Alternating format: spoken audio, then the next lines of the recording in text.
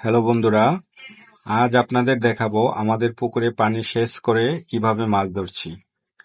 গতকাল বিকেলে পানি সেচের জন্য পাম্প মেশিন বসিয়েছি। পুরো রাত লেগেছে পানি সেচ করতে। সারা রাত এই শীতের মধ্যে সবাই অনেক কষ্ট করে পানি সেচ সম্পন্ন করেছে।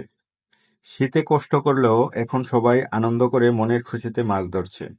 এখানে আমরা শিং, মাগুর, কই, শোল মাছ সহ আরো অনেক মাছ পেয়েছি।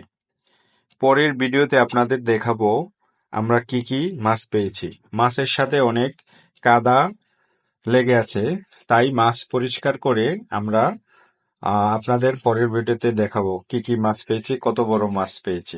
ধন্যবাদ সবাইকে।